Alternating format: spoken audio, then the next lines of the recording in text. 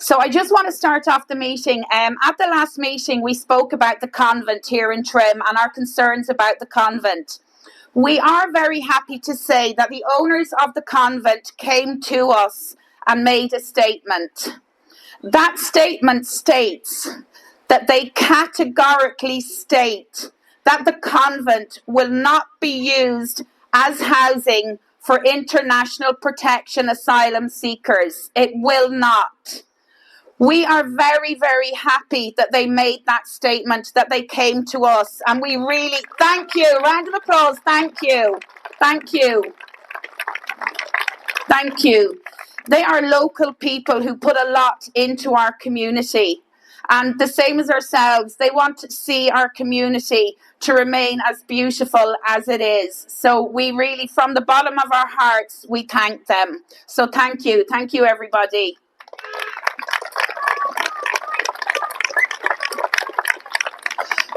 Also, something else I want to talk about. There is a petition online, and I know people were a little bit concerned because money seems to go into that.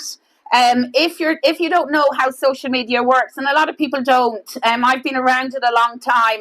So if you have a page or something or a petition, it gives you the opportunity to boost your post or to boost the viewing for what you're showing or what you're trying to sell or what you're trying to promote. It's a money-making gimmick. So what happens with these petitions is they ask you for money. Do you want to donate money? That money you donate ensures that that petition gets shown to a larger group of people, to get shown to another group of people. So sadly, that money does not come to anybody that has that petition. I will say it's not our petition. It was set up by one of our supporters, and we thank her for doing that because that petition got a lot of signatures, and these petitions matter. So no, you won't see us whining and dining somewhere with the proceeds of any money that has gone anywhere, because that money, it goes to whoever runs those petition things, and then when you do it on Facebook or any of those, it goes to Facebook. So we just wanted to clarify that. Okay, so we got good news yesterday that 29 Oak Tree was given it was given a no, that was a no. We're very, very happy about that.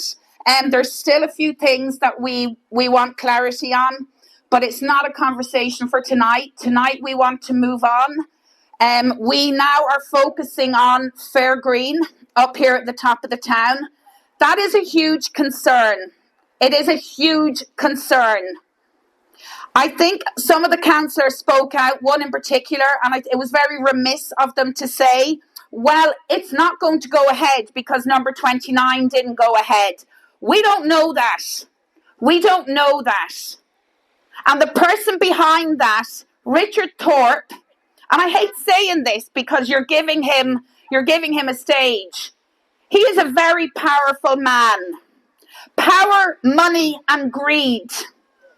That's what runs these people. That's what runs their company. He owns that site. And the more I've looked into it this week, the more I see how many fingers he has, how many pies he has his fingers in. There's a lot of them.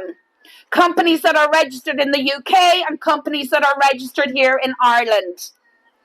We have to watch that site. And thank you for coming out and believing in us. We are not scaremongering. We were not scaremongering about number 29 Oak Tree. Every search that we do, we get to the bottom of it. We use our own money. We're not councillors. We don't get paid for the jobs that we do. But we do it for the people of Trim and for the people of the surrounding areas. We do it that we can hold on to our heritage and we can hold on to the beauty that we have here in the town of Trim. And you only have to look at our backdrop to believe in what we do. I am going to tell you a story. I'm going to keep it very short, but it's a story that you need to hear. We have gotten so many messages on our page There's 3 of us now running that page. It's a full-time job. But we have to thank you from the bottom of our hearts for all the information you're sending us. You're watching what's going on. If you see something, you hear something, thank you. Never think what you send to us is irrelevant. It's not.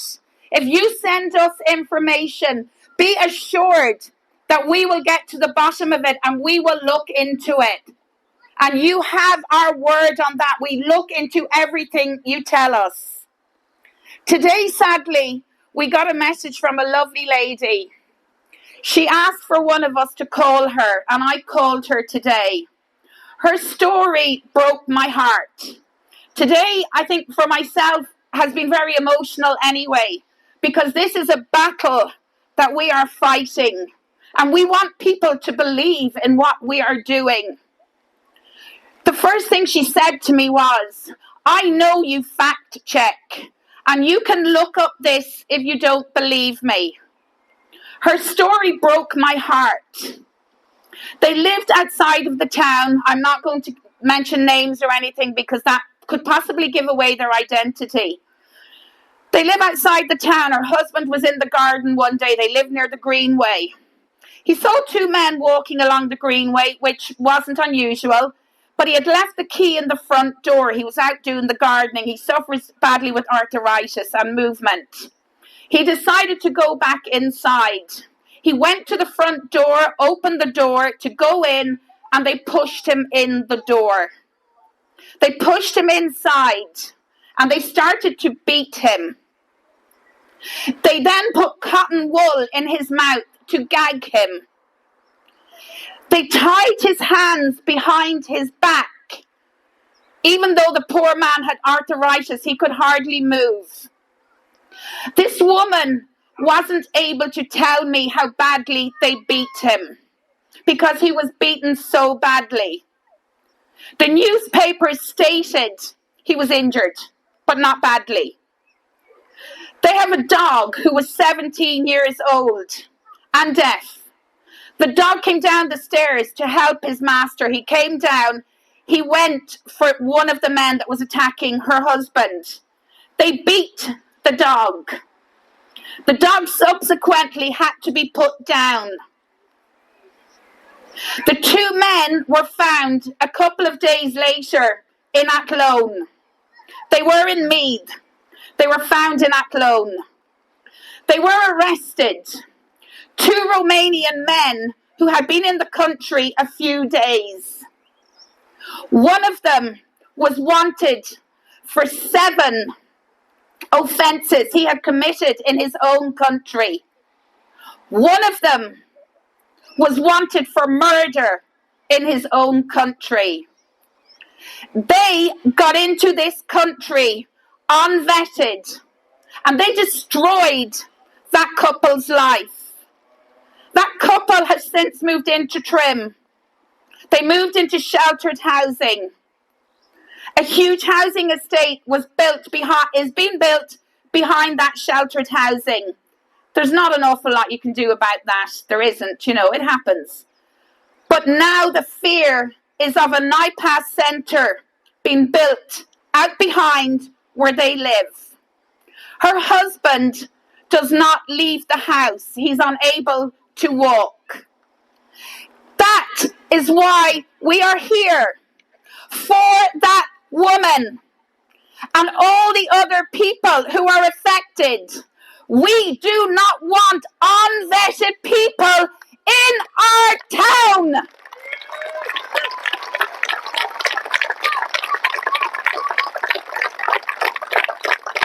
And I know you stand beside me and you stand with us because of the support we have had. We are going to fight this until the bitter last. We are prepared to do whatever it takes to prevent unvetted people of a number of 180, which is the alleged number. They are not welcome in our town.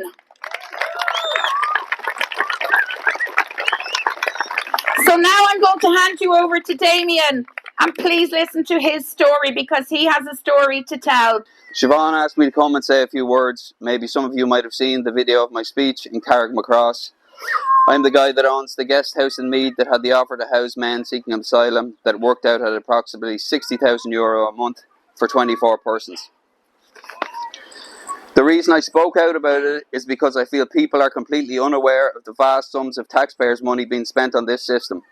There's millions being made from this racket on the back of the misery of local communities and residents of these centres. 1.2 billion was spent last year on these accommodation centres. We are aghast at a 2 billion spend on the Children's Hospital, but at least we'll have a hospital at the end of it. What is the end goal of this system? A select few of millionaire I-pass oligarchs and young men crammed into factories? The reason I declined the offer is because I felt it was not right or beneficial for our community. And it's not right or beneficial for this community or any community. And the reason for that is not because who they are or where they're from, it's because they are all young single men. While families become invested in communities with kids in school and playing in local clubs, the parents then get involved with locals through their children, but that is not the case with single men. I know for a fact from speaking to so many people about this, if there was families or women and children in these centres, there would be zero protests. And it's a sad thing to say that even if the government gave commitment that this was only for families, the communities would not believe them. They know that just maybe, in the middle of the night, a couple of buses might arrive, remove the families and replace them with single men. Local communities know they can't trust the government anymore.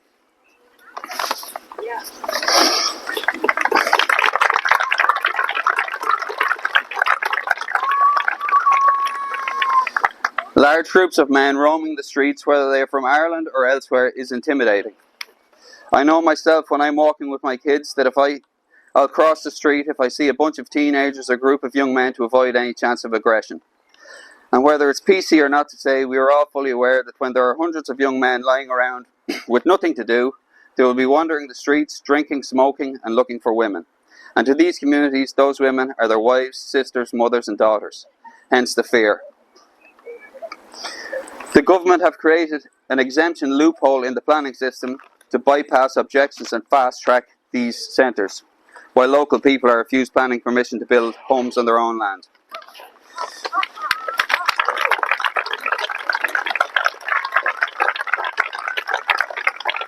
I've heard numerous government ministers stating that no one has a veto as to who lives in their community.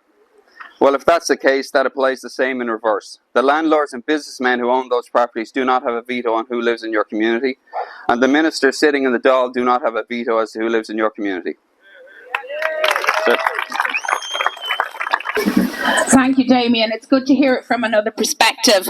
Now we have our own Mandy from our committee, and Mandy is going to tell her story, okay? She's very nervous. Don't say I said that. My name is Mandy, and I've lived in Trim all my life. I have seen a divide in the town in the past few weeks. Yes, we all have opinions, but I think we can all agree on one thing. We do not want an iPass centre full of unvetted men in our town.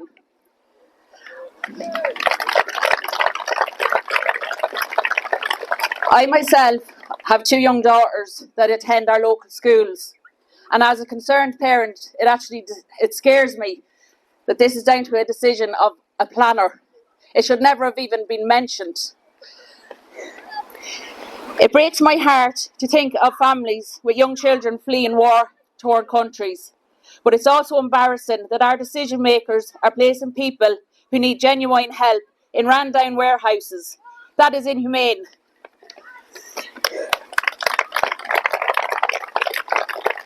The number of new laws that have been railroaded to set up these centres all over Ireland is criminal, and the greedy companies making huge profits are laughing all the way to the banks. One sector close to my heart who is not laughing is the family with children who have additional needs. Our daughter, who is almost 10, has never received any adequate intervention by the state, which has now caused irreversible behaviours. We as parents who have become self-taught professionals regarding the care of our daughter, we fight every day for her basic human rights, which includes a school place, therapy, services. We have been promised year after year the whole system would change. I'm sure they're working on that. Or maybe they're not, because they're too busy spending billions on their precious emigration agenda.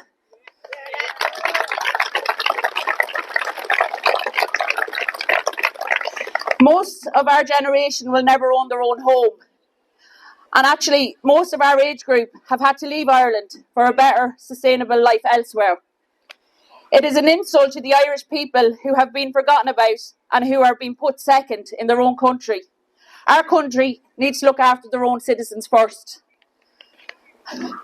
Trim says no to any iPass centre. And it also says no to greedy companies who are profiting from the misfortune of others. But most importantly, Trim says enough is enough to the failures and corruption in our government. Folks, I want to say again, like what Siobhan said, thanks very much for everybody to come out and make the effort to come out here today. It means an awful lot to us, and it's very important. I want to just talk to you, first of all, about how important we are as a group. Not alone Trim, everybody standing here that came out today to make the effort to do that.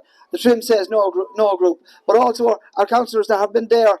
Whether you like them or whether you don't, we're all working together to focus to the thing that what Maeve just said, that Trim says no to the iPass centres.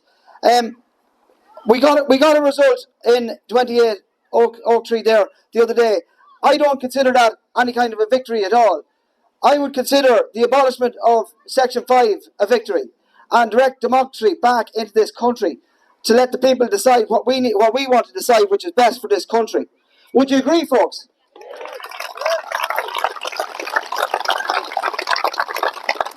I'm going to just bring you up to the other proposed iPass centre up here in the town. Some friends of mine are active members up there in the tennis club, and just behind the tennis club, they propose to put in this iPass centre for up to 150 people into an old warehouse.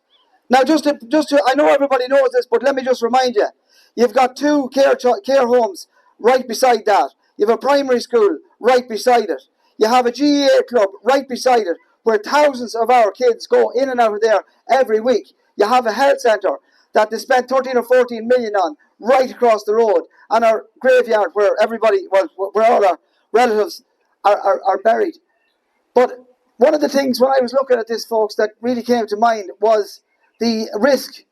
If you put up to 150 people into what is an old warehouse.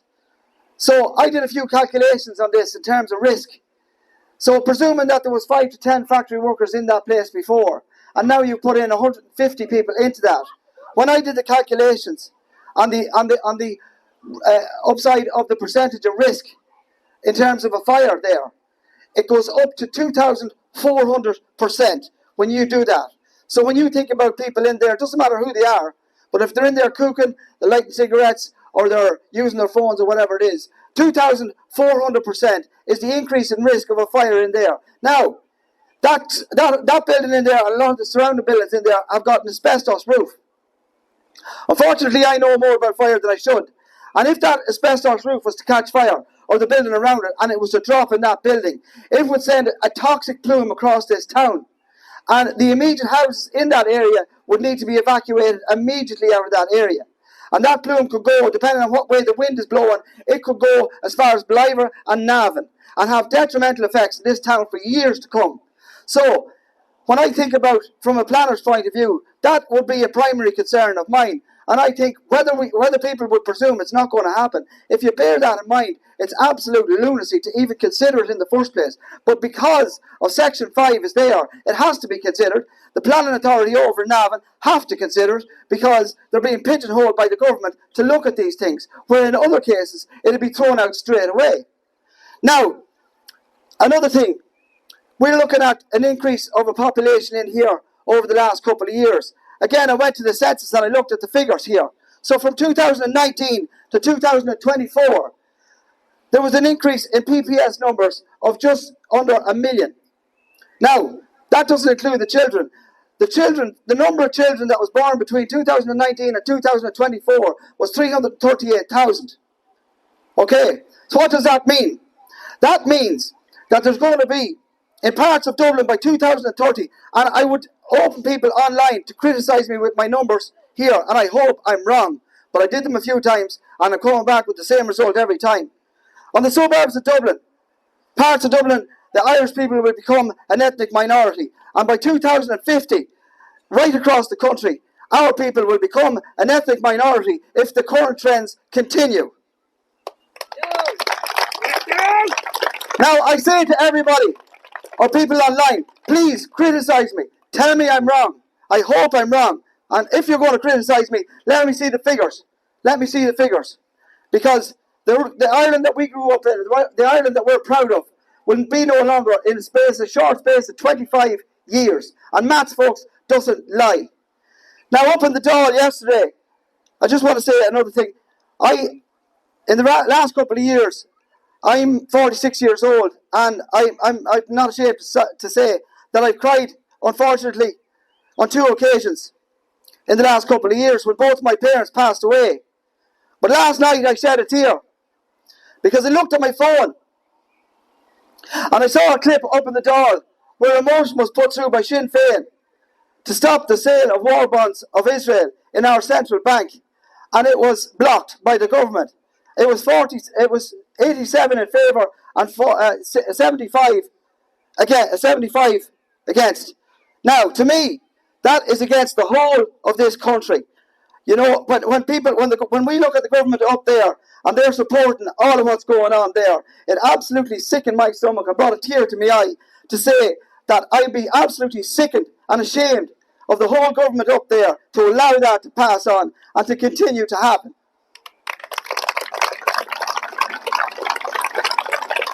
And how that relates to this here, folks, is because the result of that, what they voted on up in Dublin, is going to create over 2 million refugees on the world stage, exacerbating the problem that we already have on the shores of Europe. So it's completely unproductive and against the wishes of this country. Now, another thing that I came across as well is the fact that these politicians up in the Dáil have the cushion of what they call parliamentary privileges. Parliamentary privileges means that they can't be cross-prosecuted for any motions that they put through in their term in government. So it means they're effectively immune for any policies that they put through. So just think about that when you're thinking about the next time you vote for somebody. But in closing, folks, I just want to tell you something true to my heart. As I was walking up here today, I walked past a park just right behind me here. I'm sure you all know it. That park is named after my grandfather, Norman Pratt. And I remember Norman Pratt, he passed away in 1992. And I spent a lot of time with him. And some of the teachings or the things I learned from spending time with him are more prevalent today than any other time, even back then. And that is that he was known to bring people from every side of the community together for one purpose, the collective betterment of the whole community. And I see it here now, where sometimes we have fractures in what we're doing with little fights and things like that. It's so important, and we are doing it, that we have Trim Says No. We have everybody that's here and everybody at home that's going to watch this later on. And we're all together. We have our councillors. We know who they are. And they're all working, whether you like them or whether you don't. We're all working together. And we need everybody on every side focused, going forward together. So, I say, folks, we might be strong as individuals on our own, but together, with all compartments of this group and what we're trying to achieve, together, we are unstoppable. Thank you. We're just going to finish it off there, but before we finish it off, I can't see anymore because I can't see out my sunglasses, but I do believe David Boyne, one of our local councillors, was around. It would be remiss of me if I didn't call him up to say a few words. But he's not allowed to mention any of those F words that stand for other parties. He can come up here and talk, but I will tell you, and I'm going to say it now because I tell the truth, I would take the microphone off him if he starts talking. So he can come up here, he can speak. If you have questions, you can ask him. But the minute any political talk comes in, Bye-bye. Thanks, Siobhan. I'll stand here. Thanks very much. And I would... Sorry, Dave. Yeah, come on. Thanks very much. And I will equally say, if there's any abuse, the minute there's any abuse, bye-bye as well. Okay? We're going nowhere. Yeah, okay, good stuff. Listen, there's 15,000 Irish people homeless every night of the year in this country, but not a thing done about it. Yet when these iPass applicants appear, money comes out of nowhere, like that. The government just have this money magically to give to their own mates, to house in their own little projects around the place, and it's not right. There's 600,000 people in this country sleeping on couches and sleeping with their mothers and sleeping in their own family homes until they're 45 and 50 years of age because they'll never get a mortgage. That's not right. And yet, by the same token, the minute these iPass people turn up, boom, money for jam, 110 quid a night, 180 people supposed to be going up here behind Lossies, and 300 below in the Oak Tree. So you have to ask the question, what's behind all this? The answer is money. The answer is greed. The answer is corruption. And look, I won't mention those words, but you know what to do. You know how to stop this. It's people power, and people power translates into two things, violence or votes. And if you're not going to do one, do the other. Thank you. David, if you don't mind hanging on there for a second, I have a question for you. You mentioned 300. Where were those 300 going? We never got a figure on any of the applications for 300. We have 180 up here at the Fair Green, but nobody mentioned 300. So where are the 300 coming from? An iPass employee who I was speaking to told me that the plan was to put 300 people in Oak Tree. Why didn't you tell us that then? When were you told that? That's all over my socials. No, it isn't. Okay. It's not going to happen anyway. That's the first time it was ever mentioned. Well, look, I'm not responsible for what socials do. Look. Simple as that. But nobody here has heard it. Here you go, now you know. Okay, any more questions? Actually, I have an answer for you. There was a question about who checks all these applications and so on. I found out the two names of the people who checked the particular one in Oak Tree, Nathan Cooney and Randy Wagner. So there you go. Did they fact check that one? The question said clearly states that Ellen Hart is the owner of that site. So are you saying they checked that? They checked it, they signed it, their names are on it. And they done nothing So about take it up. Well, you know what to do. Sorry, Dave, you're a public representative. Yes, and here I am in public. Exactly. And Here I am in public. We're all. Damien made a great point. Little fractures and little arguments are helping nobody. We've defeated that one. We've another one to think about. We're all on the same side here. Thanks very much. Look, we're all on the same side. No matter what politicians you like or you don't like, I'm backing you, and that's where we stand. Thank you. This is a discussion, I'm afraid, that's not going to be over for the committee. Because 300 was never mentioned for 29 Oak Tree. And too many questions have arisen for 29 Oak Tree. Because the paperwork does not say what we're being told. We have checked that paperwork. And we're trying to validate it. Because it doesn't make sense. The owner is down as the person who applied for the application. So whatever happened with that application for a Section 5 that Aaron Park put in, on that application form, it says that the owner put in the application. And M. Staunton signed that application. So somebody is lying. And like I said on my social media post today, many of you may not have seen it. It stinks of corruption. We were not going to talk about Oak Tree tonight. We were going to put Oak Tree to the side.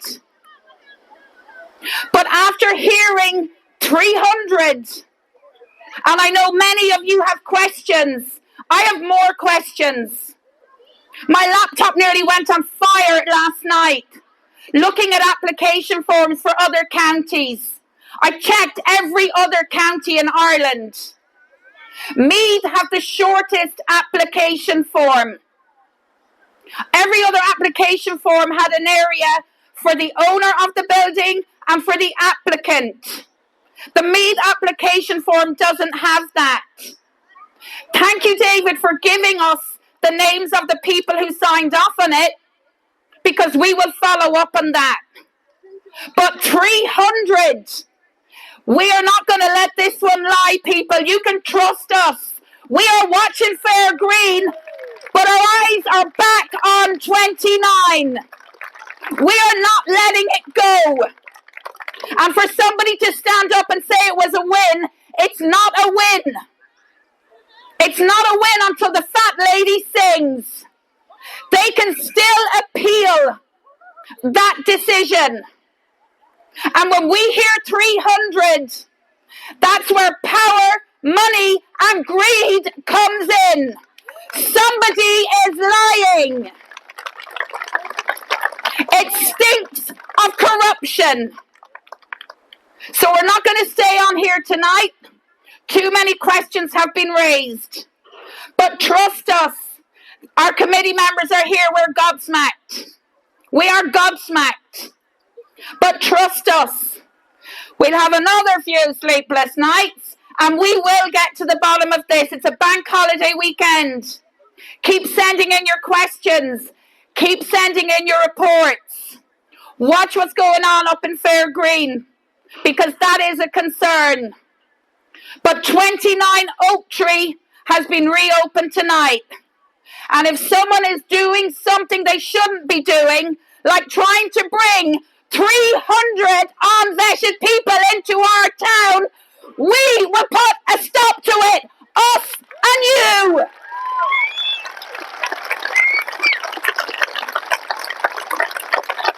Thank you so much for coming out tonight. I have to stop because the blood pressure is going up. I have to stop. But you will hear from us again. This is not going to end here. Watch our socials. Listen to people when they're talking to you. I know that people are on socials. They talk to other people. But I thank you from the bottom of my heart for coming out here tonight. And whatever way we're going to go with this, it will be up on our socials and we will share it. Give yourselves a round of applause. Thank you so much, everybody. Thank you. We have been so fortunate. A lovely gentleman there. I'm lost. He's here. He just printed out some beautiful little stickers. So we're just going to give them a round. Feel free, no pressure. Feel free to take one and stick it on your car or your bicycle or on the buggy, on your umbrella, wherever you want to put it. Okay, but round of applause again. Thank you so much. Thank you.